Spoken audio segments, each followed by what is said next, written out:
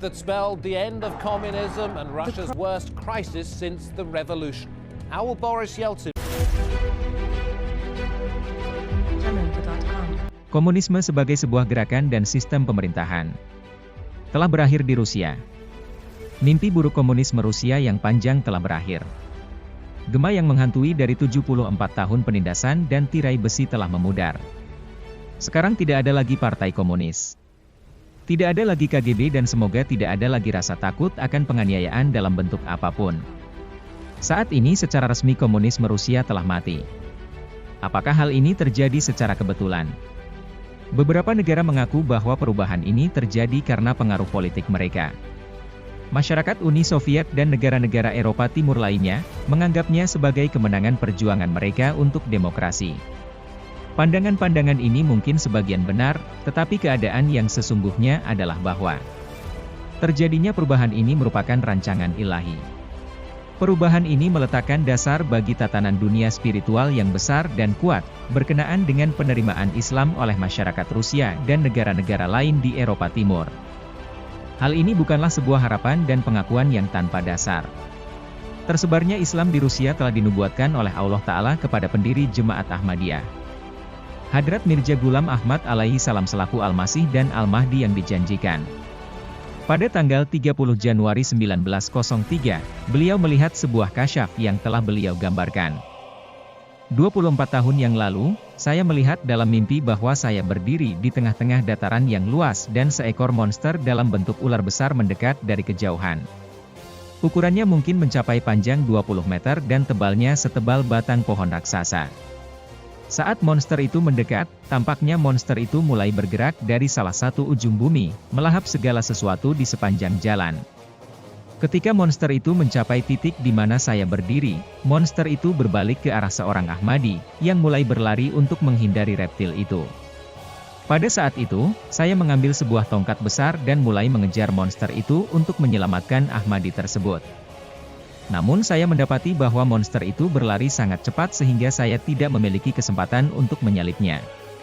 Meski begitu, saya terus berlari, dan kemudian saya melihat Ahmadi itu telah sampai di sebuah pohon, dan ia mulai memanjatnya dengan cepat.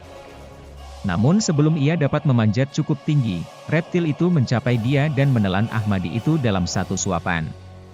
Kemudian monster itu berbalik marah kepada saya, karena saya telah mencoba menyelamatkan mangsanya.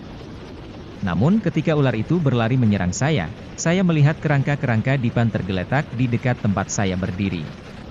Segera setelah ular itu mendekat, saya melompat ke rangka ini dan berhasil berdiri mengangkang di dua palang yang berlawanan.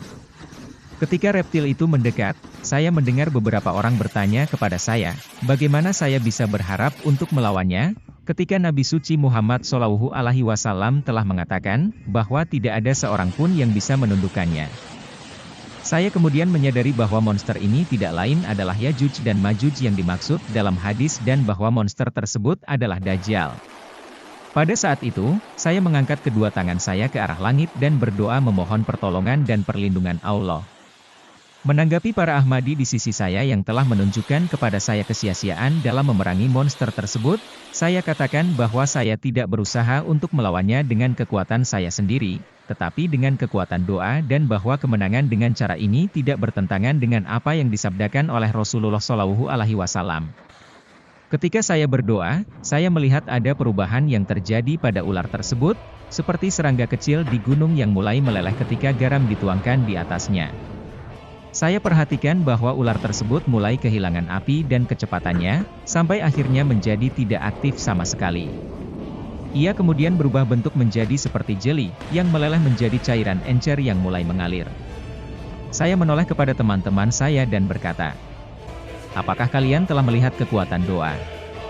Tentu saja, saya tidak memiliki kekuatan untuk mengatasi bahaya yang saya hadapi, tetapi Tuhan saya pasti memiliki kekuatan untuk menyingkirkannya. Pada malam yang sama, saya melihat dalam mimpi seolah-olah tongkat kerajaan Tsar Rusia ada di tangan saya. Pada kesempatan lain beliau menyatakan, saya melihat orang-orang Rusia masuk ke dalam jemaatku bagaikan butiran pasir di lautan. Diberikannya tongkat kerajaan sebuah negara, dalam sebuah penglihatan wahyu, menandakan bahwa penerimanya akan diberikan kekuasaan dan pengaruh atas negara tersebut. Dengan demikian, nubuat Nabi Yehezkiel mengabarkan kepada kita bahwa Allah tidak menyukai pendirian pemerintahan komunis, dan jika para penguasa baru tidak mencari pengampunan Allah, tetapi terus mencampuri urusan dalam negeri negara lain, mereka akan menghadapi kemurkaan Allah dan akan mendapatkan hukuman yang berat. Namun, Hadrat Masih Maud alaihi salam telah memberikan kabar gembira kepada para Ahmadi, bahwa arah dan kendali urusan Rusia suatu hari nanti akan berpindah ke tangan para Ahmadi yang akan diserahi tanggung jawab untuk mereformasi sistem tersebut. Mungkinkah ada orang yang berspekulasi bahwa suatu saat nanti akan tiba saatnya keadaan akan berubah sedemikian rupa, sehingga orang-orang Rusia akan tertarik kepada Islam?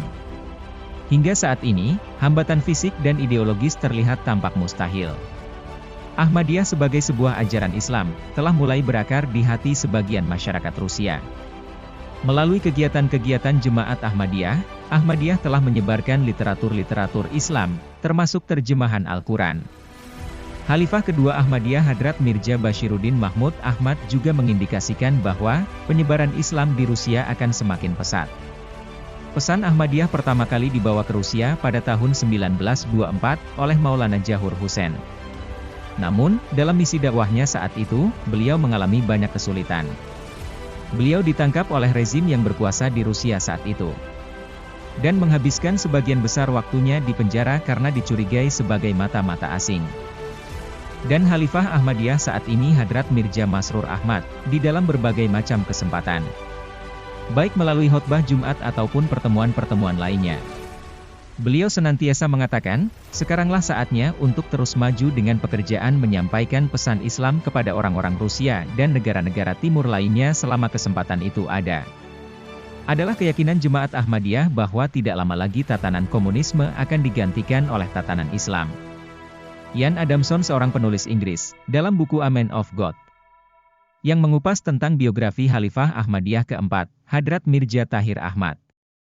Dalam sebuah wawancaranya Hadrat Mirza Tahir Ahmad berkata, pada abad kedua Ahmadiyah, Cina, Rusia dan Amerika Selatanlah yang akan paling membutuhkan kita. Ajaran Islam yang benar akan memberikan kepuasan dan kebahagiaan sejati bagi rakyat Rusia.